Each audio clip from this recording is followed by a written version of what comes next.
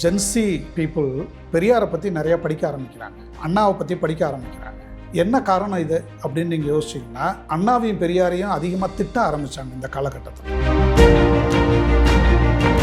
எம்ஜிஆர் என்ன செஞ்சாங்க, ஜெயலலிதா என்ன செஞ்சாங்க, கலைஞர் என்ன செஞ்சாங்க, நீங்கள் இதை செய்யலை நாங்கள் இதை செஞ்சோம் அப்படின்னு ஒரு பொதுவெளியில் வந்து பேசும்போது ஒரு மாதத்துக்குள்ளார இதுக்கான தெளிவு கிடைச்சது.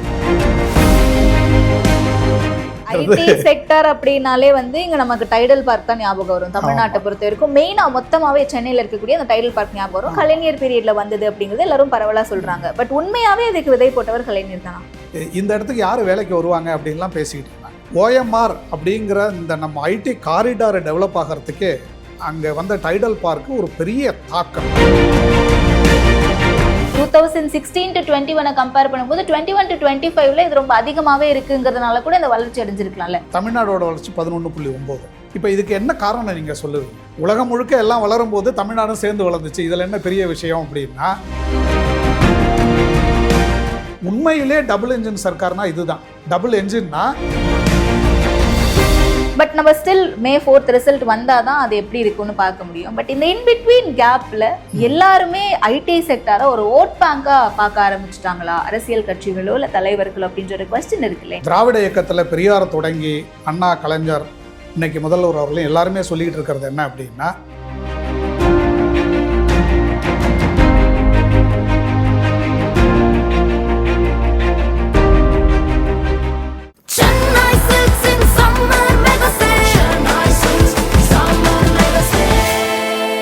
The Chennai Silks in Mega Summer Sale. The Debate நேயர்களுக்கு வணக்கம். இன்றைய சிறப்பு நேர்காணலில் நம்மோடு இணைந்திருப்பவர் ஓய்வு பெற்ற IRS அதிகாரி திருமிகு டாக்டர் பாலமுருகன் அவர்கள் தான். வாங்க பேசலாம்.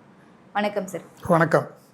சமீபத்தில் தமிழ்நாடுனுடைய வளர்ச்சி குறித்தும் ஐடி ஊழியர்கள் குறித்தும் சில சர்ச்சைகளை நம்மளால் பார்க்க முடியுது. தமிழ்நாடு வளர்ச்சி அடையவே இல்லை மற்ற மாநிலங்களோட கம்பேர் பண்ணும்போது அப்படின்ற விஷயமா இருக்கட்டும், இல்லை ஐடி ஊழியர்களுடைய இந்த நிலைப்பாடு, சமீபத்தில் நடந்த இந்த எலெக்ஷன்ஸ் ரிலேட்டடான விஷயங்கள், இது எல்லாமே சர்ச்சையை ஏற்படுத்தியிருக்கு. தமிழ்நாடு எந்த அளவுக்கு வளர்ச்சி அடைஞ்சிருக்குன்னு நினைக்கிறீங்க இந்த ஐடி துறையில்?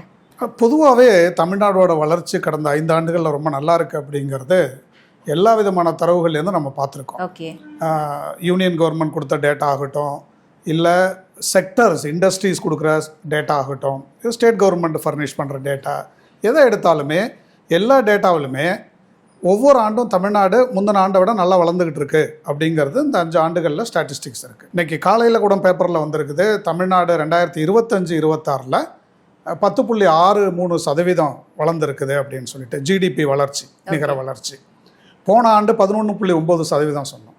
முதல் முறையாக ஒரு மாநிலம் 2 ஆண்டுகள் தொடர்ந்து டபுள் டிஜிட் குரோத் அப்படிங்கிறது தமிழ்நாட்டில் தான் நடந்திருக்கு அப்படின்னு இன்னும் அஃபீஷியல் கன்ஃபர்மேஷன் யூனியன் கவர்மெண்ட்லேருந்து எதிர்பார்த்துக்கிட்டு இருக்கிறாங்க. ஆனால் ஆல்ரெடி இந்த செய்தி வந்திருக்குது. Okay, so double digit growth அப்படின்னு இருக்கும்பொழுது தமிழ்நாடு டபுள் டிஜிட் குரோத் வர்றதுக்கு முக்கியமான தேவை அப்படின்னு எடுத்துக்கிட்டோம்னா சர்வீஸ் செக்டர் குரோத் ரொம்ப நல்லா இருக்கணும் அப்படின்னு சொல்கிறோம். நம்ம மேனுஃபேக்சரிங் செக்டர்லையுமே ரொம்ப நல்லா பண்ணிக்கிட்டு இருக்கிறோம். இந்தியாவிலே மேனுஃபேக்சரிங் செக்டரில் ரொம்ப நல்லா பண்ணுற ஸ்டேட்டில் தமிழ்நாடு முதல் இடத்துல இருக்குது. எலக்ட்ரானிக் பொருட்கள் உற்பத்தி, தோல் பொருட்கள் உற்பத்தி, இந்த மாதிரி எல்லாத்துலேயுமே கிட்டத்தட்ட 35% நம்முடைய ஆனுவல் ஜிடிபியில் மேனுஃபேக்சரிங் இருக்குது. 55% சர்வீஸ் செக்டர் கான்ட்ரிபியூஷன் இருக்குது. இந்த 55% சர்வீஸ் செக்டர் கான்ட்ரிபியூஷனில் மெஜாரிட்டி எடுத்துக்கிட்டிங்கன்னா ஐடி செக்டர் தான்.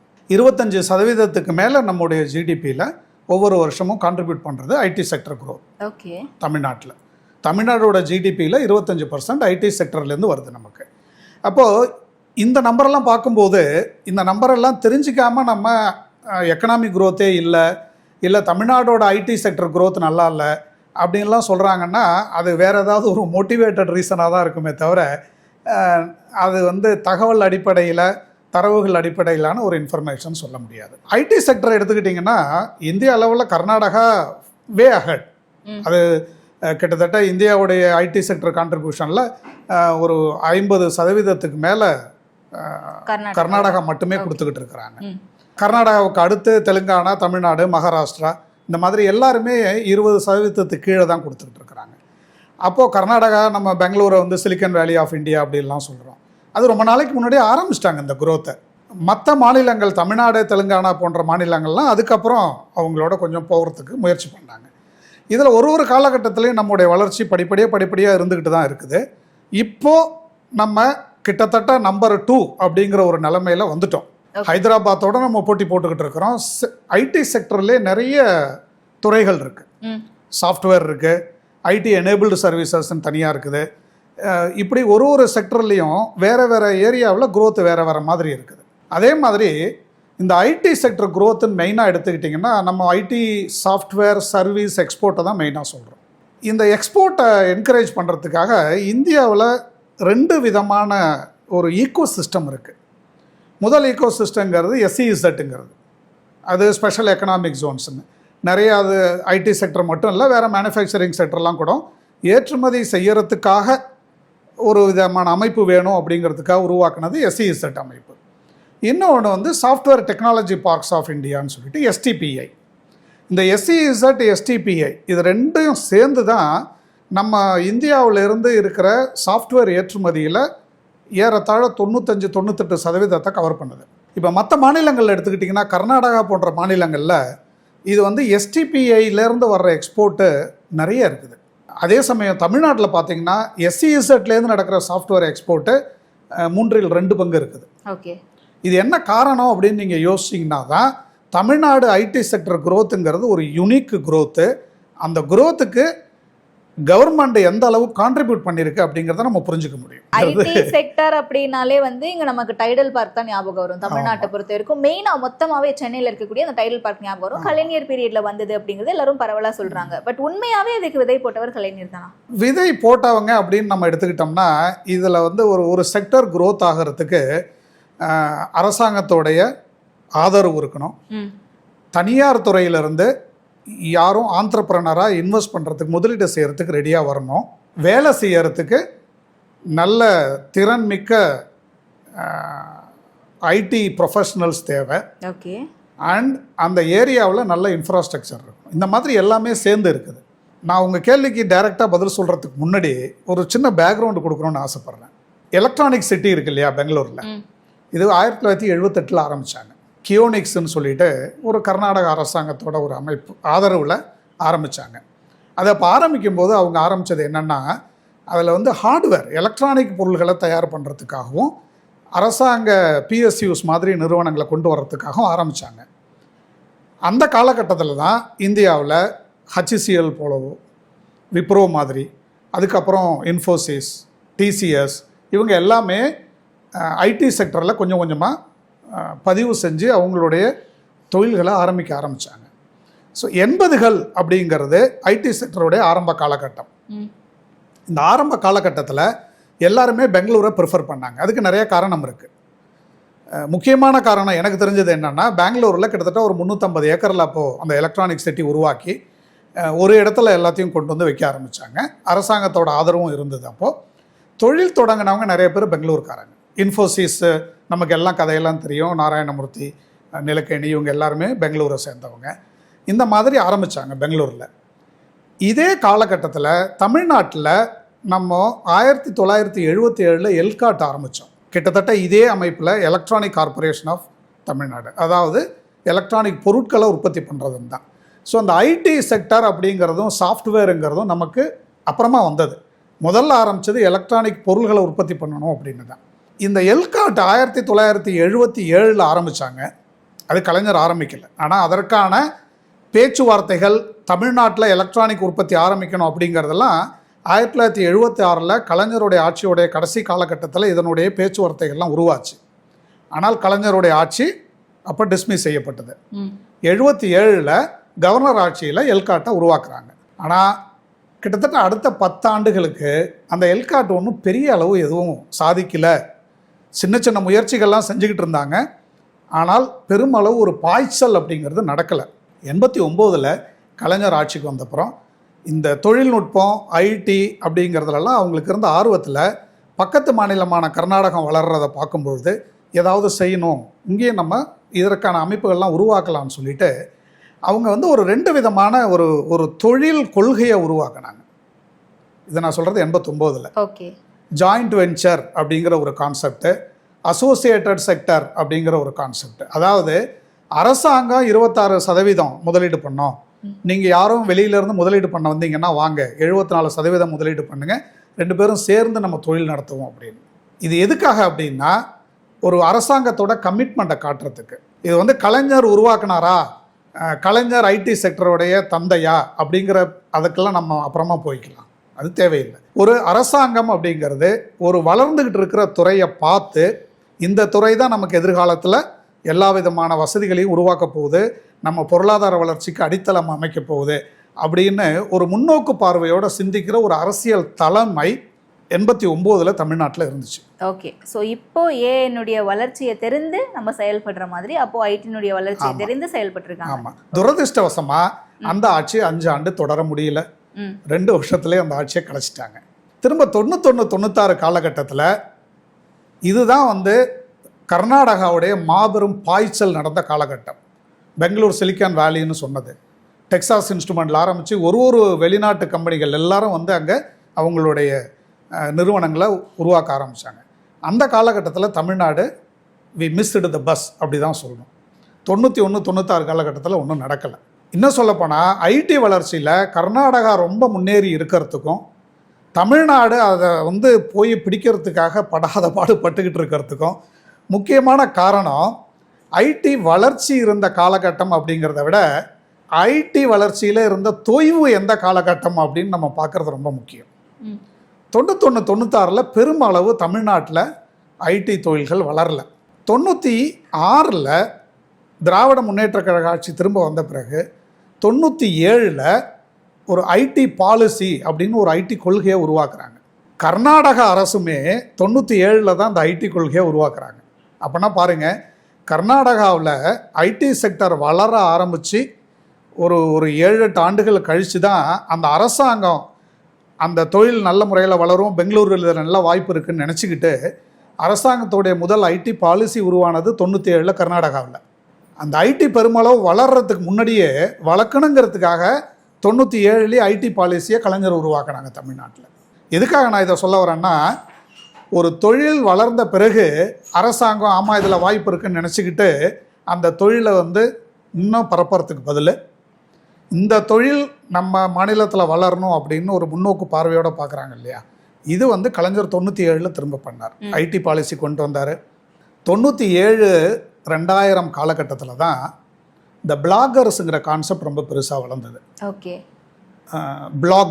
பிளாகிங்னா மைக்ரோ பிளாகிங், இந்த வெப்சைட்டில் நம்ம பிளாக் எழுதுறது இதெல்லாம்.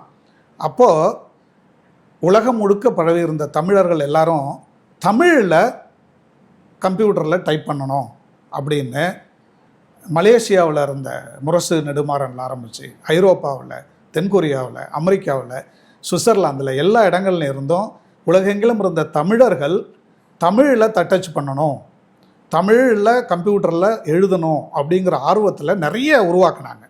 இது எங்கே கொண்டு போய் விட்டுடுச்சுன்னா, அந்த ஃபாண்ட்டுன்னு சொல்கிறோம் இல்லையா, இப்போ ஃபாண்ட்டு தமிழில் இப்போ எல்லாமே நம்ம மைக்ரோசாஃப்ட் விண்டோஸ் எல்லாத்துலேயுமே வந்துருச்சு. அப்போல்லாம் இதுக்கு வழி கிடையாது.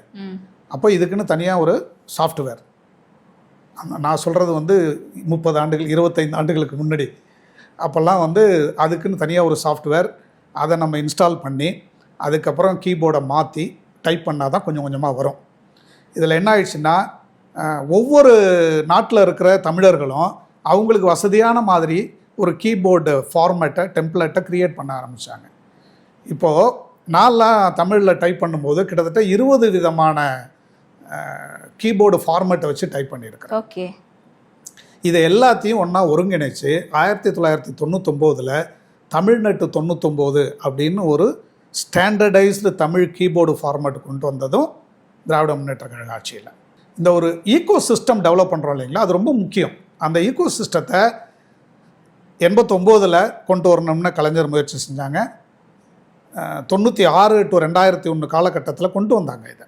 அப்போது 2001க்கு அப்புறம் தமிழ் இந்திய மொழிகளிலே அதிகமாக இன்டர்நெட்டில் கண்டென்ட் டெவலப் ஆன மொழி தமிழ் தான். இப்போது அவ்வளோக்கான எல்லாரும் எழுதுனாங்க, எழுதி தள்ளுனாங்க, நிறைய குவிச்சாங்க. 2005, 6, 7, 8 காலகட்டத்திலலாம் தமிழ் பிளாகிங் அப்படிங்கிறது, தமிழ் மனம்னு ஒரு வள திரட்டின்னு கூட ஒன்று உருவாக்குனாங்க நண்பர்கள்லாம் சேர்ந்து.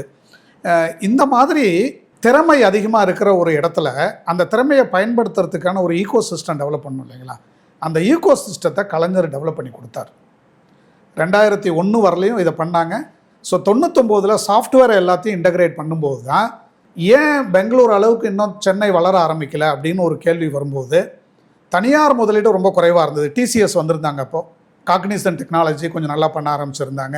இருந்தாலும் பெருமளவு வேறு முதலீடுகள் அதிகமாக அங்கே வர ஆரம்பிக்கலை. அப்போ தான் நம்ம டைடல் பார்க்குன்னு ஒன்று உருவாக்குவோம். ஓகே, அரசாங்கமும் அதில் பங்கெடுத்துக்குது. இது ஒரு SEZ மாதிரி கொண்டு வருவோம் அப்படிங்கிற கான்செப்டை வச்சு டைடல் பார்க்குங்கிறத உருவாக்குனாங்க.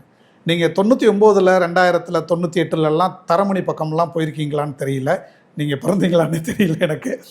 96, 2001 காலகட்டத்தில் நான்லாம் தரமணியில் சுற்றி இருக்கிறேன். தரமணியில் வந்து ஒரு 100 அடி நடந்து போகிறது பயமான ஒரு ஏரியா. அப்போல்லாம் காடு சொல்லப்போனால் கிட்டத்தட்ட IIT இந்த பக்கம் ராஜ்பவன் பின்னாடி இருக்கிற ஏரியா முழுக்க காடு. யாரும் அங்கே வந்து டைடல் பார்க்குன்னு கட்ட ஆரம்பிக்கும்போது இந்த இடத்துக்கு யார் வேலைக்கு வருவாங்க அப்படின்லாம் பேசிக்கிட்டு இருந்தாங்க. ஆனால் அது எவ்வளோ முன்னோக்கு பார்வைங்கிறதுக்காக நான் சொல்கிறேன். OMR அப்படிங்கிற இந்த நம்ம IT காரிடாரை டெவலப் ஆகிறதுக்கே அங்கே வந்த டைடல் பார்க்கு ஒரு பெரிய தாக்கம். ஓகே. ஸோ இப்போ நீங்கள் கேட்டிங்கல்ல, இது வந்து கலைஞர் தான் இதுக்கான விதையை விதைச்சாரா, சீடா அப்படின்னு. விதை விதைக்கிறதுங்கிறது இல்லைங்க. விதை யார் வேணாலும் விதைக்கலாம். அந்த விதை வளர்ந்து மரமாகிறதுக்கான ஒரு ஈகோ சிஸ்டம் டெவலப் பண்ணோம் இல்லைங்களா, அந்த சிஸ்டத்தை கலைஞர் தான் டெவலப் பண்ணி கொடுத்தார். அதில் ஒன்றும் சந்தேகமே இல்லை. 2001 திரும்ப திராவிட முன்னேற்ற கழக ஆட்சி போச்சு. ஆனால் 96 to 2001 ஏற்பட்ட பாய்ச்சல் தமிழ்நாட்டில் மட்டும் இல்லை, உலகம் முழுக்க அந்த இன்டர்நெட் ஒரு பபுள் கிரியேட் ஆச்சு. அந்த பபுள் சப்சிக்வெண்ட்டாக பர்ஸ்டும் ஆச்சு. இந்த காலகட்டத்தில் இந்திய இளைஞர்கள் எல்லாருமே தமிழ்நாட்டு இளைஞர்களையும் சேர்த்து நிறைய எல்லாம் வெளிநாட்டுக்கு போக ஆரம்பித்தோம். IT செக்டர் க்ரோத் இருக்குதுன்னு தெரிஞ்சுக்கிட்டோம். வேலை வாய்ப்புகள் அதிகமாக கிடைக்க ஆரம்பிச்சது. ஸோ 2001 அப்புறம் இந்த IT பாய்ச்சல் அப்படிங்கிறத எந்த அரசாங்கத்தாலையும் தடுக்க முடியாதுங்கிற சூழ்நிலை வந்தது. ரொம்ப நல்லா வளர்ந்தது. 2006-11 இன்னமும் நல்லா கொண்டு வந்தாங்க. இன்னும் ஒரு துரதிருஷ்டவசமான பிரச்சனை தமிழ்நாட்டுக்கு என்ன நடந்ததுன்னா 2011 to 2021 காலகட்டம். ஓகே. இந்த 2011 to 2021 காலகட்டத்தில் கர்நாடகா IT செக்டரில் எந்த கட்சி ஆட்சியில் இருந்தாலும், ஏன்னா அங்கே வந்து அரசாங்கத்தோட உதவி இல்லாமலே IT செக்டர் வளர்ந்துருச்சாங்க. நான் அதுக்கு தான் அந்த STPI SEZ வித்தியாசத்தை சொன்னேன். STPIங்கிறது யார் வேணாலும் எங்கே வேணாலும் ஆரம்பிக்கலாம். ஆனால் SEZ ஆரம்பிக்கிறதுக்கு ஒரு குறிப்பிட்ட நிலப்பரப்பு வேணும். அந்த ஏரியாவுக்குள்ளே தான் எல்லோரும் ஆரம்பிக்கணும்.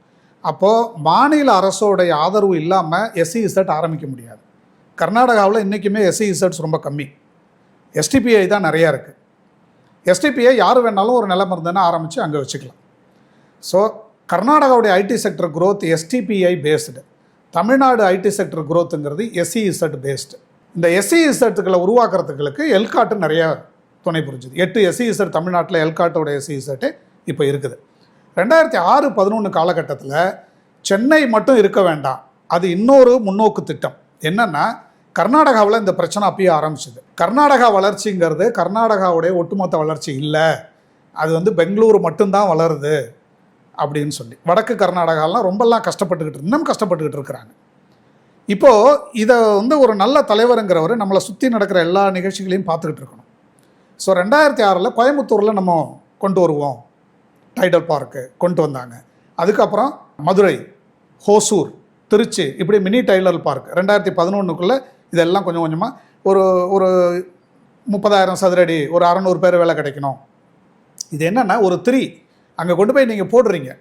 எப்படி தரமணியில் டைடல் பார்க்குங்கிறது OMRங்கிற நீட்டு காரிடாரை உருவாக்குச்சோ, அதே மாதிரி ஒரு இந்த பெரிய நகரங்களில் அங்கே வைக்கிற டைடல் பார்க்கு அதை சுற்றி ஒரு IT ஈகோ சிஸ்டத்தை டெவலப் பண்ணுது. ஒரு அரசாங்கம் இதை தான் செய்ய முடியும். அதை உண்மையிலே ரொம்ப நல்லா செஞ்சாங்க. ஆனால் 2011, 12, 13 வரைக்கும் கூடமே IT செக்டர் க்ரோத் தமிழ்நாட்டில் நல்லா இருந்தது. நம்ம ரெக்கார்டெல்லாம் எடுத்து பார்க்கலாம்.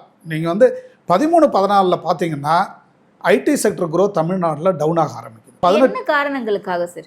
அரசாங்கத்தை நடத்தினவங்களுடைய ப்ரியாரிட்டி மாறும்போது செக்டருடைய இன்வெஸ்ட்மெண்ட்டும் மாற ஆரம்பிக்கும். ஓகே. இல்லை அதில் வெறும் அரசியல் காரணங்கள் அதை ப்ரையாரிட்டைஸ் பண்ணதுனால மட்டும்தானா, இல்லை உலகளாவிய சந்தைகள் சார்ந்த சில சிக்கல்கள் பிரச்சனைகள் ஏதாவது இருந்ததா? அப்படிலாம் ஒன்றுமே இல்லையே. 2008 கிரைசிஸ் வந்தது, இன்டர்நேஷ்னல் கிரைசிஸ். நான் சொல்கிறது நீங்கள் தமிழ்நாடையும் கர்நாடகாவையும் ஒப்பிட்டு பார்த்தாலே இது ஒன்றும் பெரிய அளவு உலக அளவெல்லாம் பாதிப்புலாம் இல்லை. 2013, 14, 15, 16 காலகட்டத்தில் கர்நாடகாவுடைய செகண்ட் வேவ் ஆஃப் growth நடந்துச்சு ஐடி செக்டரில். ஓகே. அதே பீரியடில் பக்கத்து மாநிலமான தமிழ்நாட்டில் எதுவுமே நடக்காமல் போயிடுச்சு. 2013, 14 ஆரம்பித்து கிட்டத்தட்ட ஒரு 5 ஆண்டுகள் நம்ம ஐடி செக்டரை வந்து நெக்லெக்ட் பண்ணிட்டோம்னு தான் சொல்லணும். அதாவது செக்டர் வளர்ந்துச்சுங்க, ஆனால் அதற்கான அரசாங்க ஆதரவுங்கிறது ரொம்ப கம்மியாக இருந்துச்சு. அப்போது யாருமே இங்கே வந்து தொழில் தொடங்குறதுக்கு ரொம்ப யோசிச்சுக்கிட்டு இருந்தாங்க, முதலீடு பண்ணுறதுக்கு யோசிச்சுக்கிட்டு இருந்தாங்க. இதே காலகட்டத்தில் பெங்களூரும் ரொம்ப பெருசாக வளர ஆரம்பிச்சது. அப்பயுமே பெங்களூர் தான் வளர்ந்துக்கிட்டு இருந்தது. அவங்க தமிழ்நாடுல மற்ற நகரங்களில் இருக்கிற வளர்ச்சியை பார்க்க ஆரம்பிக்கும் போதும், இல்லை பெங்களூர் வந்து டிராஃபிக் சிக்னலில் போக்குவரத்தில் ஆரம்பித்து எல்லா வகையிலையும் அதனுடைய அளவுக்கு மீறி பெருசாக வளர ஆரம்பிக்குதுங்கிறதுனாலே தான் இப்போ தான் கடந்த 4-5 ஆண்டுகளாக தான் கர்நாடகாவில் நம்ம ஏன் மைசூருக்கு போகக்கூடாது, மங்களூருக்கு போகக்கூடாது, வேறு இடங்களுக்கு தாவன்கரே போகக்கூடாது, ஹுபாளி போகக்கூடாது அப்படின்லாம் பேச ஆரம்பிக்கிறாங்க. இன்ஃபோசிஸ் மைசூருக்கு போகும்போது முதல் முறையாக அங்கே மைசூர்லலாம் போய் ஐடி செக்டர் நடத்த முடியுமான்னு கர்நாடகாவிலே நிறைய பேர் கேள்வி கேட்டுக்கிட்டு இருந்தாங்க. இப்படி இந்த கடந்த 10 ஆண்டுகளில் நடக்கும்பொழுது தமிழ்நாடு ஐடி செக்டரை புறக்கணிச்சிருச்சுன்னு தான் நான் சொல்லுவேன். அது வந்து ஒரு ஒரு ஒரு நண்பர் கூட எழுதியிருந்தார், it was a decade of doom அப்படின்னு. ஐ வுட் சே அது எந்த அளவு முழுக்க நம்ம வந்து டூம்னு சொல்ல வேண்டியதில்லை. ஏன்னா நம்ம நிறைய கம்ப்யூட்டர் என்ஜினியர்ஸ் அந்த பீரியடில் உருவாக்கணும். மேன் பவர் ரிசோர்ஸு தமிழ்நாட்டில் ஐடி செக்டரில் நல்லா வளர்ந்துச்சு. எல்லா என்ஜினியரிங் காலேஜ்லேயும் ஐடி ரிலேட்டட் டிசிப்ளின் தான் நிறைய வளர ஆரம்பிச்சுது. என்ன ஒன்றுன்னா, இந்த இளைஞர்கள் படித்தவங்க எல்லாருமே வேலைக்காக பெங்களூருக்கு தான் போக ஆரம்பித்தாங்க இல்லையா? 2010 to 20, 15 காலகட்டத்தில் பார்த்தீங்கன்னா, சென்னையிலேருந்து நான் அப்போல்லாம் பெங்களூரில் இருந்தேன், அதனால் நான் இந்த வளர்ச்சியெல்லாம் நேரடியாக பார்த்துருக்குறேன். வெள்ளிக்கிழமை சாயந்தரம் ஒவ்வொரு வாரமும் பெங்களூர்லேருந்து சென்னை வர்றதுக்கு பஸ்ஸில் டிக்கெட் கிடைக்காதுங்க. அதே மாதிரி ஞாயிற்றுக்கிழமை நைட்டு சென்னையிலேருந்து பெங்களூர் போகிறதுக்கு பஸ்ஸில் டிக்கெட் கிடைக்காது. என்னென்னா, என்டையர் ஹியூமன் ரிசோர்ஸ் நம்மள்ட்ட இருந்தது, பட் கம்ப்ளீட் ஐடி செக்டர் பெங்களூரில் இருந்தது. ஓகே. ஸோ தமிழ்நாட்டு என்ஜினியருங்க, இது 2011, 12 அதுக்கு முன்னாடி ஆரம்பிச்சிருச்சாங்க. ஆனால் நம்ம அந்த அந்த ரிசோர்ஸஸை தமிழ்நாட்டில் ஏன் பயன்படுத்திக்க கூடாதுன்னு சொல்லி தான் கோயம்புத்தூர், திருச்சி, மதுரை, ஹொசூர் போன்ற இடங்களில் டைடல் பார்க்லாம் உருவாக்க ஆரம்பித்தோம். ஆனால் இது தொடர்ந்து நடந்திருந்ததுன்னா நம்ம என்ஜினியருங்களுக்கு தமிழ்நாட்டிலே நிறைய வேலை கிடச்சிருந்துருக்கும், தமிழ்நாட்டுடைய பொருளாதார வளர்ச்சி ரொம்ப நல்லா இருந்திருக்கும். அது நம்ம அந்த காலகட்டத்தில் புறக்கணிச்சதுனால நம்ம என்ஜினியர்ஸ் எல்லாம் பெங்களூருக்கு வேலைக்கு போயிட்டு இருந்தாங்க. இப்போது 2021க்கு அப்புறம் இந்த நிலைமை கொஞ்சம் மாற ஆரம்பிக்குது. இப்போ இங்கேயே நம்ம டைடல் பார்க்கு, நியோ ஆரம்பிச்சிட்டோம். சின்ன சின்ன இடங்களில் வந்து ஐடி செக்டர் க்ரோத்துக்கு தேவையானது எல்லாத்தையும் கிட்டத்தட்ட எல்லா மாவட்டங்கள்லேயும் ஏதாவது ஒரு ஐடி ரிலேட்டட் ஒரு இண்டஸ்ட்ரி ஆரம்பிக்கிறதுக்கான வாய்ப்புகள்லாம் உருவாக்கி கொடுக்குறோம். இன்டர்நெட் கனெக்டிவிட்டி தமிழ்நாடு முழுக்க இப்போ உருவாக்குறதுக்கு அது திட்டம் போட்டுக்கிட்டு இருக்கிறாங்க. அடுத்து அமைய போகிற ஆட்சி அது தொடர்ந்து நடத்தும். ஒரு ஐடி இன்ஃபர்மேஷன் இன்ஃப்ராஸ்ட்ரக்சர் தமிழ்நாடு முழுக்க எங்கே போனாலும் உங்களுக்கு இன்டர்நெட் ஒரு பிரச்சனையே இருக்கக்கூடாது அப்படின்னு. இன்றைக்கி வந்து தென்காசியில் வந்து ஜோஹோ நிறுவனர் அமைச்சு நடத்திக்கிட்டு இருக்கார். அவர் ஒரு தென்காசிங்கிற இடத்துல ஒரு ஐடி செக்டரை ஒரு கம்பெனி வச்சு அவர் நடத்துகிறாருன்னா அதுக்கான ஈகோசிஸ்டம் இன்ஃப்ராஸ்ட்ரக்சர் எப்படி டெவலப் ஆச்சுங்க? நீங்கள் வந்து நான் சொன்ன 4 விஷயங்களில், அதாவது ஐடி இன்ஃப்ராஸ்ட்ரக்சர் டெவலப் பண்ணுறதுக்கான ப்ரைவேட் பிளேயர்ஸ் இருக்கணும், அதை சப்போர்ட் பண்ணுறதுக்கான கவர்மெண்ட் இருக்கணும், அங்கே வேலை செய்கிறதுக்கான ஹியூமன் ரிசோர்ஸஸ் இருக்கணும், இதுக்கான ஒரு மார்க்கெட் வேணும். மார்க்கெட்டுன்னா குளோபல் மார்க்கெட்டுன்னா அப்போ குளோபல்லேருந்து அவங்களுடைய கிளையன்ஸ்லாம் அங்கே வந்துட்டு போகிறதுக்கான வசதி வாய்ப்புகள், மற்ற வசதி வாய்ப்புகள் இருக்கும். இது 4ல் ஏதாவது ஒன்று குறைஞ்சாலுமே ஐடி செக்டர் க்ரோத் அங்கே வந்து தடைப்பட்டுடும். நீங்கள் யோசித்து பார்த்தீங்கன்னா, இப்போ நம்ம தென்னிந்தியாவை தான் பேசிக்கிட்டு இருக்கிறோம் ஐடி செக்டர் க்ரோத்தில். இதே க்ரோத்து ஏன் டெல்லியை சுற்றி அதிகமாக நடக்கலை? நம்ம குர்காவ்னு சொல்கிறோம், பட் குர்காவன் வளர்ச்சி வந்து டெல்லி தலைநகருங்கிற ஒரு காரணத்தினால ஏற்பட்ட ஒரு வளர்ச்சி தான். இதை நம்ம ரொம்ப ஆழ்ந்து பார்த்தோம்னா தெரியும். ஒருவேளை டெல்லி தலைநகராக, இந்தியாவுடைய தலைநகராக இல்லாத பட்சத்தில் குர்காவன் இந்த அளவு வளர்ந்துருக்குமா அப்படின்னா அது ஒரு டிபேட் பண்ண வேண்டிய ஒரு இஷ்யூ. அதை விட்டு பார்த்தீங்கன்னா வேறு மற்ற இடங்களில் ஏன் வளர முடியல? இப்போ குஜராத்தில் ஏன் ஐடி இண்டஸ்ட்ரி வளரல? இல்லை மத்திய பிரதேசத்தில் ஏன் வளர முடியல? பெங்காலில் ஏன் அதிகமாக வளர முடியல? இல்லை, இப்போ இந்த எலெக்ஷன் சீசனில் சந்திரபாபு நாயுடு அவர்கள் பேசுறாரு, ஆந்திர முதலமைச்சரா இருந்துட்டு தமிழ்நாட்டினுடைய வளர்ச்சி அப்படிங்கிறது கடந்த 5 ஆண்டுகள்ல பெருமளவுல கிடையாது அப்படின்ற மாதிரி. அப்ப மற்ற மாநிலங்களோட கம்பேர் பண்ணும்போது தமிழ்நாடு ஃபார் பெட்டர் வளர்ந்துருக்கு அப்படிங்கிறது தான் இங்க இருக்கக்கூடிய தலைவர்கள் வைக்கக்கூடிய வாதமா இருக்கு. அதை நம்ம பார்த்துக்கிட்டு இருக்கோம். உதாரணத்துக்கு நம்ம ஜிஎஸ்டிபி எடுத்துக்கலாம், நீங்க சொன்ன மாதிரி. அப்ப நம்மளுடைய ஜிஎஸ்டிபியில கிட்டத்தட்ட 25% ஐடி ஊழியர்கள் தான் கொடுக்குறாங்க அப்படின்னா இது நீண்ட காலமா நடந்த ஒரு ப்ராசஸ் இல்ல கடந்த 5 ஆண்டுகள்ல மட்டும் இந்த வளர்ச்சி கண்டிருக்கோமா நம்ம? இல்லைங்க, ஒரு பொருளாதார வளர்ச்சிங்கிறது எப்பயுமே ஒரு வேவ்ல நடக்கும். மேலே ஏறுவாங்க, அப்புறம் ஒரு ஸ்டெபிலிட்டி வேணும், ஓகே, அப்புறம் திரும்ப அடுத்த பாய்ச்சலுக்கு தங்களை ரெடி பண்ணிக்குவாங்க, திரும்ப மேலே ஏறும். இதுதான் வந்து பொருளாதார ஒரு சைக்கிளுங்கிறது. தொடர்ந்து வளர்ந்துக்கிட்டு இருக்கிறதுலாம் ரொம்ப அசாத்தியமான ஒரு விஷயம். சீனா 90கள்லையும் 2000லையும் வளர்ந்ததை ஒரு எடுத்துக்காட்டாக சொல்லலாம். இல்லைன்னா இது வந்து எப்படின்னா, நீங்கள் வந்து ஒரு ஓட்டப்பந்தயத்தில் வேகமாக ஓடுற மாதிரி வேகமாக ஓடுனீங்கன்னா கொஞ்ச நேரம் நின்று அதை ஸ்டெபிலைஸ் பண்ணிவிட்டு திரும்ப ஓட ஆரம்பிக்கணும்.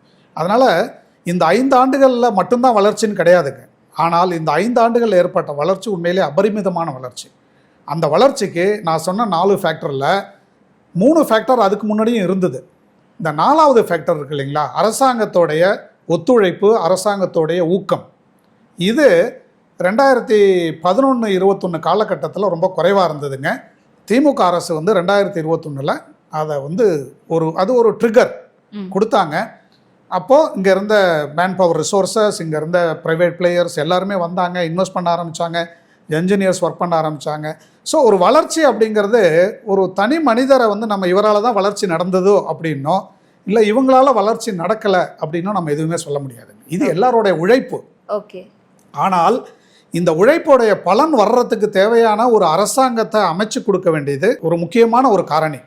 அப்போது யாரால் இந்த மாதிரி ஒரு தொலைநோக்கு பார்வை உள்ள நல்ல அரசாங்கத்தை அமைச்சு கொடுக்க முடியும் அப்படின்னா, அது 21 வந்த திராவிட மாடல் அரசு அப்படின்னு தன்னுடைய பொருளாதார சமூக கொள்கைக்கு ஒரு வடிவம் கொடுத்து வெளியிட்ட தமிழ்நாடு முதலமைச்சருக்கு தான் முழு பெருமையும் சேரும். ஓகே. இவங்க ஒருவேளை பழைய கொள்கைகளை அப்படியே தொடர்ந்து தொடர்ந்து வச்சுருந்தா இந்த 21-25 நடந்த ஐடி வளர்ச்சி நடந்திருக்காதுங்க தமிழ்நாட்டில். இன்னமுமே நம்ம இன்னும் ஸ்லம்பரில் போயிருப்போம். ஒருவேளை ஹைதராபாத்து, பெங்களூரோட சேர்ந்து புனே, புவனேஸ்வர் இதெல்லாம் கூடமே தமிழ்நாட்டை தாண்டி மேலே போயிருந்ததுக்கு வாய்ப்பு இருந்திருக்கு. இல்லை, இந்த 21-25 அப்படிங்கிற எரா வந்து பார்த்தீங்கன்னா ஏஐ வளர்ந்த எராவாக இருக்குது, டெக்னாலஜி ரொம்ப அதிகமாக பயன்படுத்தப்பட்ட எராவாக இருக்குது, நிறைய ரிசோர்ஸஸ் நம்ம பார்த்துருக்கோம், லைக் டெக்னாலஜிக்கலி க்ரோத் அப்படின்னு பார்த்தோம்னா. ஸோ அப்போ ஒரு டெக்னாலஜி க்ரோத் ஆகுது, இவால்வ் ஆகுது, எமர்ஜ் ஆகுது அப்படின்னும் போது அந்த இடத்துல ஆட்டோமேட்டிக்காகவே ஒரு எக்கனாமிக்கல் க்ரோத்தும் இருக்கும் தானே சார்? லைக் 2016-21 கம்பேர் பண்ணும்போது 21-25 இது ரொம்ப அதிகமாகவே இருக்குங்கிறதுனால கூட இந்த வளர்ச்சி அடைஞ்சிருக்கலாம்ல. நீங்கள் சொல்கிறது உண்மையிலே கரெக்டான வாதம் தான். அது அதிகமாக எப்படி வந்தது அப்படின்னு நம்ம யோசிக்கும்பொழுது நீங்கள் ஒரு குறிப்பிட்ட ஃபேக்டரை மட்டும் அது காரணமாக சொல்ல முடியாது. ஓகே. அதாவது உலகம் முழுக்க தொழில் புரட்சி ஏற்பட்டது, அதனால் தமிழ்நாட்டில் தான் தொழில் வளர்ந்துச்சு அப்படின்னா, இதே காலகட்டத்தில் இந்தியாவில் இருக்கிற எல்லா மாநிலங்களிலும் இதே அளவு வளர்ந்துருக்கா அப்படின்னு நீங்கள் ஸ்டாட்டிஸ்டிக்ஸ் பாருங்கள். இந்தியாவுடைய பொருளாதார வளர்ச்சி இப்போ கடந்த ஆண்டு வந்து 6.4% சராசரி வளர்ச்சி. தமிழ்நாடு 10.69. இது நான் சொல்கிறது இன்றைக்கி வந்த டேட்டா, 25-26 வந்தது. அதுக்கு முந்தின ஆண்டுமே இந்தியா வந்து ஏறத்தாழ 7% வளர்ச்சி இருந்தது, 7.4 அப்படிங்கிறாங்க. தமிழ்நாடோட வளர்ச்சி 11.9. இப்போ இதுக்கு என்ன காரணம் நீங்கள் சொல்லுவீங்க? இப்போ நீங்கள் சொல்கிறீங்கல்ல, உலகம் முழுக்க எல்லாம் வளரும் போது தமிழ்நாடும் சேர்ந்து வளர்ந்துச்சு, இதில் என்ன பெரிய விஷயம் அப்படின்னா, எல்லாமே அதே அளவு வளரல. அதை தான் நான் சொல்கிறேன். நீங்கள் GSDP of every state India முழுக்க இருக்கிற ஜிஎஸ்டிபி லாஸ்ட் 5 இயர் எடுங்க, தமிழ்நாட்டோட ஜிஎஸ்டிபி எடுங்க, இது எல்லாமே ஒரே மாதிரி வளர்ந்துருந்ததுன்னா அப்போது உலகம் முழுக்க ஒரு ஐடி புரட்சி நடக்கும்போது தமிழ்நாட்டிலையும் வளர்ந்துருச்சு, இதுக்கு அரசாங்கம் எந்தவித காரணமும் இல்லை, அரசாங்கத்தால் இது நடக்கலை அப்படிலாம் நம்ம சொல்ல முடியும். அப்படின்னா இதே வளர்ச்சி எல்லா மாநிலங்களையும் நடந்திருக்கணும். அப்போ நடக்கலைங்கும்போது எது டிஃப்ரென்ஷியேட்டிங் ஃபேக்டருங்க? இப்போ மத்திய பிரதேசத்துக்கும் தமிழ்நாட்டுக்கும் டிஃப்ரென்ஷியேட்டிங் ஃபேக்டர் அப்படின்னு எடுத்துக்கிட்டால் ஹியூமன் ரிசோர்ஸஸ். இந்த ஹியூமன் ரிசோர்ஸஸ் அங்கேயும் படிக்கிறாங்க. போபால்லேருந்து படிச்சுட்டு பெங்களூரில் வந்து வேலை செய்கிறாங்க. நான் சொன்னேன் இல்லைங்களா, கடந்த 10-15 ஆண்டுகள்லாம் இங்கேருந்து படிச்சுட்டு எல்லாம் பெங்களூர் போயிட்டு இருந்தாங்க. இப்போ இங்கேருந்து பெங்களூர் போகிற எண்ணிக்கை குறைஞ்சிருச்சுங்க. இங்கேயே வேலை கிடைக்குது, இங்கேயே வேலை கிடைக்குது. மதுரையில் வந்து ஒரு ஐடி ஒரு டைடல் பார்க் உருவாக்கினா மதுரையில் இருக்கிறவங்க அங்கேயே வேலை செய்கிறாங்க. இப்போ இந்த டைடல் நியூ பார்க்கோடைய முக்கியமான ஃபேக்டரே அவங்கவுங்க இருக்கிற ஏரியாவில் எம்ப்ளாய்மெண்ட் க்ரியேட் பண்ணுறது. இன்றைக்கி வந்து சென்னையுமே ரொம்ப பெருசாக வளர்ந்துருச்சு, சென்னையில் இன்ஃப்ராஸ்ட்ரக்சர் பாட்டில் நெக் வந்துருச்சு, வளர்றது கஷ்டமாக இருக்குது இப்படிலாம் சொல்கிறோம். என்ன காரணம்? தமிழ்நாடு மக்கள் தொகையில் பெரும்பாலான அர்பன் டெவலப்மெண்ட் நடந்தது முழுக்க சென்னையில் அப்படிங்கிறோம். அதனால் எல்லோரும் வேலை வாய்ப்புக்கு அங்கே வர்றாங்க. இது நேச்சுரல். ஏன்னா we are the most urbanised state in the country. அப்போ வேறு வேறு இடங்களில் இவங்களுக்கு வாய்ப்பு உருவாக்கி கொடுத்தா, அப்போ தூத்துக்குடியில் நீங்கள் ஒன்று வைக்கிறீங்க, விழுப்புரத்தில் ஒன்று வைக்கிறீங்க, உளுந்தூர்பேட்டையில் ஒன்று வைக்கிறீங்க, ஊட்டியில் ஒன்று வைக்கிறீங்க. அப்போ அங்கேருந்து எதுக்கு அவங்க இங்கே வரணும்? இன்டர்நெட் ஃபெசிலிட்டிலாம் இருக்கும்போது நமக்கு வந்து எல்லாமே சென்னையில் வந்து தான் செய்யணுங்கிற கட்டாயம் இல்லை. மேனுஃபேக்சரிங்க்கு இந்த கஷ்டம் இருக்கும். அவங்களால அந்த மேனுஃபேக்சரிங் கிளஸ்டரை தாண்டி எல்லா வசதிகளும் உருவாக்க முடியாது அப்படின்னு. ஆனால் சாஃப்ட்வேருக்கு அந்த மாதிரி இல்லை. இதுதான் நம்ம வந்து மேனுஃபேக்சரிங்கில் தமிழ்நாடு ஃபவுண்டேஷன் இஸ் வெரி குட்டுங்க. அது கூட சேர்ந்து நம்ம ஐடி செக்டரும் அதர் சர்வீஸ் செக்டர் க்ரோத்தையும் காம்ப்ளிமெண்ட் பண்ணிட்டோம் அப்படின்னோம்னா நம்மளை வந்து எக்கனாமிக் க்ரோத்தில் இந்த 2 வருஷம் மட்டும் இல்லைங்க, அடுத்து வர்ற 5 வருஷமுமே திராவிட மாடல் 2.0 வந்துச்சு. இந்த ஆட்சியில் இதே இரட்டை இலக்கு டார்கெட்டில் அச்சீவ் பண்ண முடியும். என்ன காரணம்னா அதுக்கான எல்லா ஃபவுண்டேஷனும் இந்த 5 வருஷத்தில் போட்டாச்சு. ஓகே, நான் அதனால தான் திரும்ப திரும்ப சொல்லுவேன், இந்த 5 வருஷம் ஆட்சிங்கிறது வளர்ச்சி மட்டும் கிடையாதுங்க. இந்த நிகழ்கால வளர்ச்சியும் தாண்டி அடுத்து எதிர்கால வளர்ச்சிக்கான எல்லா ஃபவுண்டேஷனும் இப்போ போட்டு வச்சுருக்குது. இது வந்து உண்மையிலே டபுள் என்ஜின் சர்க்கார்னா இதுதான். டபுள் என்ஜின்னா சென்ட்ரல் கவர்மெண்ட்டும் ஸ்டேட் கவர்மெண்ட்டும் ஒரே பார்ட்டி இருக்கிற டபுள் என்ஜின் கிடையாது. நான் டபுள் என்ஜின் சொல்கிறது இன்னைக்கு தேவையவும் நிறைவேற்றிக்கிற, நாளைக்கு தேவையையும் எதிர்பார்த்து அதற்கான அடித்தளங்களும் இட்டுக்கிற ஒரு. So this is engine for present as well as engine for future. இதுதான் டபுள் என்ஜின். புரியுது. நான் நிறைவான ஒரு கேள்வி கேட்குறேன். லைக் இது எலெக்ஷன் சீசன், நான் ஆல்ரெடி மென்ஷன் பண்ண மாதிரி, அண்ட் 2.0 திராவிடியன் மாடல் கவர்மெண்ட் வரும் அப்படின்னு நீங்கள் சொல்கிறீங்க. பட் நம்ம ஸ்டில் May 4th ரிசல்ட் வந்தால் தான் அது எப்படி இருக்குன்னு பார்க்க முடியும். பட் இந்த இன்பிட்வீன் கேப்பில் எல்லாருமே ஐடி செக்டாரை ஒரு ஓட் பேங்காக பார்க்க ஆரம்பிச்சிட்டாங்களா அரசியல் கட்சிகளோ இல்லை தலைவர்களோ அப்படின்ற ஒரு கொஸ்டின் இருக்குல்ல. இன்னைக்கு வாதமே அது அப்படி தானே போய்கிட்டு இருக்கு. என்ன கேட்டால் அப்படி தேவையில்லைங்க. என்ன காரணம்னா முதல்ல ஓட் பேங்க் பாலிட்டிக்ஸ் அப்படிங்கிறதுல எனக்கு நம்பிக்கை இல்லைங்க. ஏன்னா நீங்கள் இந்த மொமெண்ட் ஓட் பேங்க் பாலிட்டிக்ஸ் அப்படின்னா வாக்களிக்கிற மக்களுடைய அறிவுத்திறனை நம்ம ரொம்ப குறைச்சி மதிப்பிடுறோம்னு அர்த்தம். நீங்கள் வந்து என்னை எதையாவது பேசி ஏதாவது ஒரு வகையில் நான் இந்த கட்சிக்கு ஓட்டு போட வைக்க முடியும்னு நீங்கள் நம்புறீங்க அப்படின்னா, அதுவும் தமிழ்நாடு மாதிரி ஒரு வளர்ச்சி பெற்றுக்கிட்டு இருக்கிற ஒரு மாநிலத்தில், கல்வி அறிவு அதிகமாக இருக்கிற ஒரு மாநிலத்தில் எந்த ஒரு வாக்காளரும் சுயமாக சிந்திக்காமல் அடுத்தவங்க சொல்கிறத கேட்டு ஓட்டு போடுவாங்க அப்படின்னு நம்ம எதிர்பார்க்குறோம்னா இந்த வாக்காளர்களுடைய மனநிலைமை ரொம்ப குறைச்சி மதிப்பிடுறோம்னு அர்த்தம். நான் அதுக்கு தயாராக இல்லைங்க. ஒரே ஒரு பிரச்சனை நான் இதில் என்ன பார்க்குறேன் அப்படின்னா, ஐடி செக்டார்னு இல்லைங்க, சோஷியல் மீடியா அப்படின்னு வேணால் பார்க்கலாம். சோஷியல் மீடியாவுடைய ரீச் ரொம்ப நிறையா இருக்கிறதுனால அந்த சோஷியல் மீடியா ஒரு டபுள் எட்ஜ்டு ஸ்வார்டு. அதை வச்சு நல்ல விஷயங்களும் செய்ய முடியும், நிறைய கெடுதலும் செய்ய முடியும். யார் கையில் அந்த மீடியா இருக்குது அப்படிங்கிறத பொறுத்து இருக்குது. இந்த சோஷியல் மீடியா வந்து தவறான கையில் போய் சேர்ந்தது அப்படின்னா மக்களை பயமுறுத்தலாம், பேனிக் உண்டாக்கலாம், மக்களை ஒரு கற்பனை உலகுக்கு அழைச்சிட்டு போகலாம், ஒரு யூட்டோப்பியன் சொசைட்டியை நீங்கள் எல்லாம் வரப்போகிறீங்க இப்படிலாம் சொல்லி எல்லாத்தையும் பண்ண முடியும். பட்டு இதெல்லாம் எவ்வளோ நாளைக்கு யாராலையும் செய்ய முடியும்? யாராலையும் ரொம்ப நாள்லாம் செய்ய முடியாதுங்க. கேள்வி கேளுங்க அப்படின்னு ஆரம்பித்த ஒரு சமுதாயம் இது. நான் வந்து திராவிட இயக்கம் அப்படிங்கிறது அரசியலையும் தாண்டி அது ஒரு சமூக பொருளாதார இயக்கம்னு நான் சொல்லிக்கிட்டு இருக்கிறேன். என்ன காரணம்னா எதையுமே அப்படியே ஏற்றுக்காதீங்க, கேள்வி கேளுங்க அப்படின்னு சொன்னது. இப்போ இன்றைக்கி யாராவது ஒருத்தவங்க எதையாவது கேள்வி கேட்குறாங்கன்னா அதை நம்ம தவறாக சொல்ல வேண்டிய தேவையில்லை.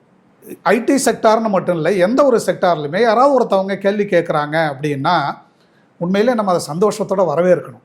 ஏன்னா 2 விஷயம். ஒன்று, அந்த கேள்வி கேட்குறதுக்கான என்விரான்மெண்ட் இங்கே இருக்குது. நிறைய இடங்களில் கேள்வி கேட்குறதுக்கு பயந்துக்கிட்டு இருக்கிறாங்க இல்லைங்களா? நம்ம கேள்வி கேட்டோம்னா நாளைக்கு நமக்கு எதிர்காலம் எப்படி இருக்குன்னு தெரியாதுங்கிற பயம் உலகம் முழுக்க நிறைய இடங்களில் வந்துக்கிட்டு இருக்குது.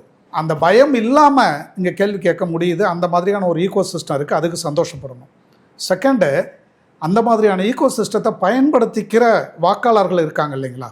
இவங்க வந்து எங்களை இந்த மாதிரி நீங்கள் பேசக்கூடாது அப்படின்னு ஒரு செக்ஷன் ஆஃப் பீப்புள், ஒரு செக்டர் ஆஃப் பீப்புள் வந்து சொல்கிறாங்க அப்படின்னா அது உண்மையிலே ரொம்ப ஒரு மகிழ்ச்சிக்குரிய விஷயம் எனக்கு. ஏன்னா வாய்ஸ் அப்படிங்கிறது ஜனநாயகத்தில் ஒரு முக்கியமான ஒரு விஷயம். குரல் கொடுத்தல் அப்படிங்கிறது, நம்ம குரலை எழுப்புறதுக்கு பயம் இல்லாமல் தைரியத்தோட குரல் எழுப்புறதுக்கான என்விரான்மெண்ட் இருந்தாலே இட் இஸ் ஏ டெமோக்ரஸி. அந்த என்விரான்மெண்ட்டில் குரல் எழுப்புறாங்கன்னா அந்த ஜனங்கள்லாம் உண்மையிலே ப்ராப்பர்லி டெமோக்ரட்டைஸ்டு பீப்புள். ஒரு சில சதவீத மக்களுக்கு அந்த மக்களாட்சிங்கிறத பற்றி ஒரு புரிதல் பெரும்பாலும் இல்லாமல் இருக்கலாம். இது வந்து திராவிட இயக்கத்தில் பெரியாரை தொடங்கி அண்ணா, கலைஞர், இன்னைக்கு முதல்வர் அவர்களையும் எல்லாருமே சொல்லிக்கிட்டு இருக்கிறது என்ன அப்படின்னா, கேள்வி எழுப்புவதில் எந்த தவறும் இல்லை, அதற்கான விடையை கொடுக்க வேண்டியது நாங்கள் ஆளுங்கட்சியாக இருந்தாலும் நாங்கள் எதிர்க்கட்சியாக இருந்தாலும் கடமை அரசியலில் இருக்கிற எல்லாருக்கும் உண்டு. அரசியல் அப்படிங்கிறத ஆளுங்கட்சி எதிர்க்கட்சின்னு பிரித்து பார்க்க வேண்டாம். மொத்த அரசியல் சமூகத்திற்கும் பொது சமூகத்திற்கு பதில் சொல்ல வேண்டிய கடமை இருக்குது. அப்போ கேள்வி கேட்குறாங்கன்னா அதை நம்ம வந்து என்கரேஜ் பண்ணணும், அதில் தப்பே இல்லை.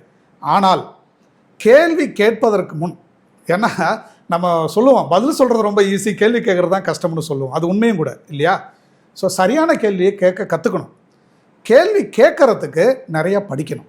நம்ம கேட்குற கேள்வி சரியான கேள்வியானு நம்மளே கேட்டு பார்த்துக்கணும். நம்மள்ட்ட ஒரு ஃபோன் இருக்குது, ஒரு சோஷியல் மீடியா அக்கௌண்ட் இருக்குது அப்படிங்கிறதுனால என்ன வேணாலும் நம்ம பேசிட முடியாது. ஆனால் இந்த பொறுப்பு வர்றதுக்கு கொஞ்சம் நாள் ஆகும். இது வந்து ஒரு வளர்ச்சி காலகட்டம், ஒரு டிரான்சியன்ட் பீரியடு. இந்த டிரான்சியன்ட் பீரியடில் நிறைய நமக்கு வந்து டூல்ஸ் கிடைக்கும் பொழுது அந்த டூல்ஸை யூஸ் பண்ணி மிஸ்யூஸ் பண்ணி எல்லாம் தான் பண்ணுவோம். அது ஒரு ஸ்டெபிலிட்டிக்கு வரதுக்கு கொஞ்சம் நாள் ஆகும். அதனால் இப்போ இருக்கிற கான்ட்ராவர்சியை நான் வந்து உண்மையிலே கான்ட்ராவர்சியாகவே பார்க்கல. இந்த கான்ட்ராவர்சி ஐடி செக்டரை பேஸ் பண்ணி இருக்கிற ஒரு கான்ட்ராவர்சி. இது வந்து யார் இதுக்கு விதை போட்டதுங்கிற கேள்வி, அந்த கேள்விக்கெல்லாம் போக வேண்டிய தேவையே இல்லை. ஆக்சுவலி இந்த கான்ட்ராவர்சி ஒரு வகையில் நம்முடைய அறிவியல், அரசியல், பொருளாதார புரிந்துணர்வை அதிகப்படுத்துது அப்படின்னு தான் எனக்கு தோணுது. இந்த கேள்வி வரல அப்படின்னா உண்மையிலே நான் வருத்தப்பட்டிருப்பேன். ஏன்னா யாராவது எதையாவது ஒருத்தவங்களை திட்டிட்டு அவங்க தலையை குனிஞ்சிட்டு போயிட்டாங்க அப்படின்னா அங்கே உண்மையான சுதந்திரமான நாடு இல்லை அது. அப்போ ஒரு கான்ட்ராவர்சி கிரியேட் ஆனது சரியாக தப்பா அப்படிங்கிற கேள்விக்கெல்லாம் நான் போக விரும்பலை. ஆனால் அந்த கான்ட்ராவர்சி வந்து ஒரு டாக்கிங் பாயிண்ட்டாக மாறுறது அப்படிங்கிறது it is good for Tamil society. 2014 வரைக்கும் தமிழ்நாட்டில் பெரியாரை பற்றியோ அண்ணாவை பற்றியோ அதிகம் படித்தவர்கள் எவ்வளவு அப்படின்னு ஒரு சர்வே நடத்தி 2014க்கு அப்புறம் எவ்வளவு அப்படின்னு ஒரு சர்வே நடத்தி பார்த்தோம்னா 2014க்கு அப்புறம் இந்த ஜென்சி பீப்புள் பெரியாரை பற்றி நிறையா படிக்க ஆரம்பிக்கிறாங்க, அண்ணாவை பற்றி படிக்க ஆரம்பிக்கிறாங்க. தமிழ்நாட்டில் மட்டும் இல்லை, தமிழ்நாடு அரசியலையும் தமிழ்நாடு சமூகத்தையும் ஃபாலோ பண்ணுற எல்லாருமே இந்தியா முழுக்க இருந்தால் உலகம் முழுக்க இருந்தோ படிக்கிறாங்க. என்ன காரணம் இது அப்படின்னு நீங்கள் யோசிச்சிங்கன்னா, அண்ணாவையும் பெரியாரையும் அதிகமாக திட்ட ஆரம்பித்தாங்க இந்த காலகட்டத்தில். அதுக்கு முன்னாடி அவ்வளோவா திட்டலை. ஸோ நீங்கள் ஒருத்தவங்களை திட்டும்போது அதுக்கு எதிர்ப்பு குரல் வரும்பொழுது மக்கள் எல்லாரும் அது என்ன அப்படின்னு படிக்க ஆரம்பிக்கும்பொழுது தான் நமக்கு உண்மையான அறிவு மேம்படும். வள்ளுவர் சொன்ன மாதிரி மெய்ப்பொருள் காண்பது அறிவுன்னு சொன்னார். நம்ம மெய்ப்பொருள் காண வேண்டும் அப்படின்னா கிளறி விட்டால் தான் கடைசியில் அது செட்டில் ஆகும்போது நமக்கு தெரியும் என்னன்னு. அதனால் அந்த வகையில் ஐடி செக்டர் தமிழ்நாட்டில் எப்படி வளர்ந்தது அப்படிங்கிற அது கான்ட்ராவர்சின்னு சொல்கிறதா இல்லாட்டி ஒரு சோஷியல் மீடியா பர்ஸ்ட்டுன்னு சொல்கிறதா, இந்த கேள்வி இந்த சமயத்தில் வந்தது நல்லது. எது சரி எது தவறு, யார் ஆதரவு அளித்தாங்க யார் ஆதரவு அளிக்கலை, இந்த பிரச்சனைகள் இந்த சச்சரவுகள் எல்லாம் கொஞ்ச நாளில் அடங்கி போயிடும். ஆனால் இந்த சச்சரவால் மேலிருந்து வந்த இன்ஃபர்மேஷன் இருக்குது இல்லைங்களா, that will be fed to the next generation. So தகவல்கள் மறைஞ்சு போகாமல் நமக்கு முன்னோர்கள் செஞ்ச உழைப்புகள் எதுவும், அந்த 75 ஆண்டு காலத்தில் என்ன தமிழ்நாடு செஞ்சிருச்சு, 60 ஆண்டு காலத்தில் என்ன தமிழ்நாடு செஞ்சிருச்சுன்னு கேள்வி கேட்க ஆரம்பிக்கும் போது தான் 60 ஆண்டில் தமிழ்நாடு என்ன செஞ்சுதுங்கிறது வெளில வர ஆரம்பிக்குது. இல்லாட்டி எனக்கு இந்த பயம்லாம் இருந்ததுங்க ஒரு 5-6 ஆண்டுகளுக்கு முன்பு. ஏன்னா நாங்கள் வளர்ந்த காலகட்டம் வேறு தமிழ்நாட்டில். நான் என்னுடைய வாழ்க்கையில் கிட்டத்தட்ட 15 ஆண்டுகள் கர்நாடகாவில் செலவு பண்ணியிருக்கேன்.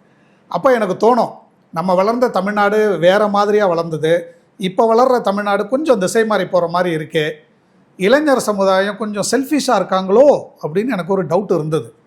ஆனால் இந்த எல்லாத்தையும் இப்போ தேடி தேடி இவங்க எல்லாம் படிக்க ஆரம்பிக்கும்போது முதல்ல அவங்க ஆரம்பிக்கும் போது அவங்க சொல்கிற தகவல்கள் தவறாக இருக்கலாம். ஏன்னா அவங்களாம் சோஷியல் மீடியா இன்ஃப்ளூயன்ஸில் அதில் என்ன கிடைக்குதோ அதை வச்சு பேச ஆரம்பிப்பாங்க.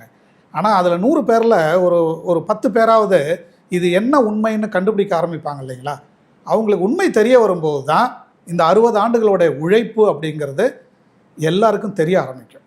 அந்த வகையில் இந்த மாதிரியான வினாக்கள் தமிழ் சமூகத்தில் வர்றது எனக்கு உண்மையில் ரொம்ப சந்தோஷமாக இருக்குது. I am very happy that IT செக்டரை பற்றி இப்போ எல்லாரும் படிக்க ஆரம்பிக்கிறாங்க, பேச ஆரம்பிக்கிறாங்க. அண்ணா திராவிட முன்னேற்ற கழகம் என்ன செஞ்சுது, திராவிட முன்னேற்ற கழகம் என்ன செஞ்சுது, எம்ஜிஆர் என்ன செஞ்சாங்க, ஜெயலலிதா என்ன செஞ்சாங்க, கலைஞர் என்ன செஞ்சாங்க, இதெல்லாம் பேசுறது தானே, அதுதான் நமக்கு தேவை. இதை பேசும்போது தான் தெரியும். இதை பேசாமலே கலைஞர் தான் எல்லாத்துக்கும் காரணம் அப்படின்னு சொல்லிக்கிட்டு இருக்கிறதும் தேவையில்லை. இல்லை ஜெயலலிதா தான் எல்லாத்தையும் கொண்டு வந்தாங்க அப்படின்னு ஒரு தரப்பார் நம்பிக்கிட்டு இருக்கிறதும், எம்ஜிஆர் தான் எல்லாத்தையும் செஞ்சாருன்னு இன்னொரு தரப்பார் நம்பிக்கிட்டு இருக்கிறதும், அவங்களுடைய எண்ணத்தோடு அவங்கவுங்க வாழ்ந்துகிட்டு இருக்கிறத விட எல்லாரும் வந்து நீங்கள் இதை செய்யலை, நாங்கள் இதை செஞ்சோம் அப்படின்னு ஒரு புதுவெளியில் வந்து பேசும்போது ஒரு மாதத்துக்குள்ளார இதுக்கான தெளிவு கிடைச்சிரும். நிச்சயமா ஒரு குட் காஸ்க்காக இப்படியான ஒரு டிபேட், ஹெல்த்தியான ஒரு டிபேட்டாக நடக்கிறது அப்படிங்கிறது ஒரு நல்ல சமூகத்தை உருவாக்கும் அப்படின்னு நம்புவோம். நீங்களும் தெளிவான விளக்கங்களை ஹிஸ்டாரிக்கலாகவும் சொன்னீங்க, லைக் எக்கனாமிக்கல் க்ரோத் வைஸாகவும் சொன்னீங்க sir. Thank you so much for your time. நன்றி.